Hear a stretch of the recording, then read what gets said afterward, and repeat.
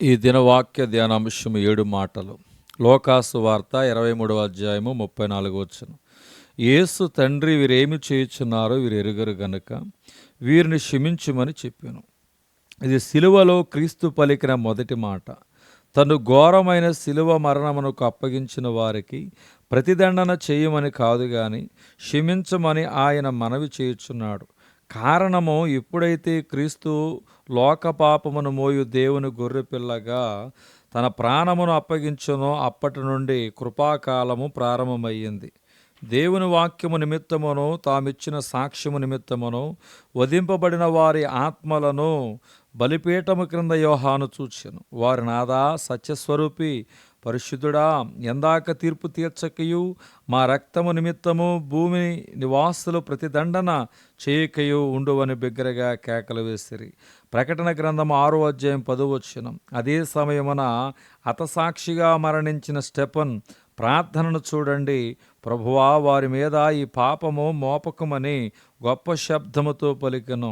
ఈ మాట పలికి నిద్రించెను. అపోస్తుల కార్యం 7వ అధ్యాయం 60వ వచనం. అందుకాయన వానితో, నేడు నీవు నాతో కూడా పరదైసులో ఉందవని నిశ్చయముగా నీతో చెప్పుచున్నానెను. లోకాసు వార్త 23వ అధ్యాయము 43వ వచనం. నీవు నీ రాజ్యములోనికి వచ్చినప్పుడు నన్ను జ్ఞాపకము చేసుకునమని మనవి చేసిన దొంగవానితో ప్రభు ఈ మాటలను చెప్పాను. నేడే రక్షణ దినము అనున్నది అందరికీ అన్ని వేళలా వర్తించును. మూడవ మాట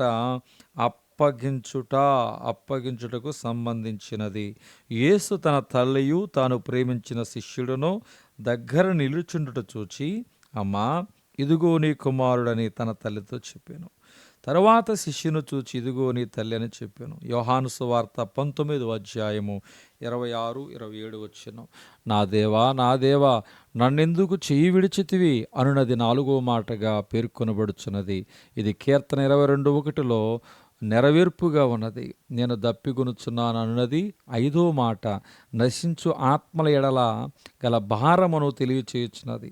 సమాప్తమైనది అను మాట మానవాళి రక్షణ కొరకు తన ప్రాణమును దారపోయు కార్యక్రమమును సమాప్తమైనది సూచించినది.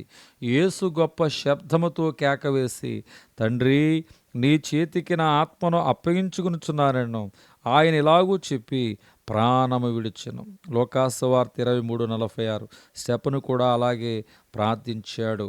చూడండి, అపోస్తుల కార్యం 7:59. ప్రభువును గూర్చి మొరపెట్టుచు, యేసు, ప్రభువా, నా ఆత్మను చేర్చుకోమని స్టెఫను పలుకుచుండగా వారు అతనిని రాళ్లతో కొట్టిరి. దేవుడు ఈ దినవాక్య ధ్యానమును దేవుడు దీవించును గాక. ఆమేన్.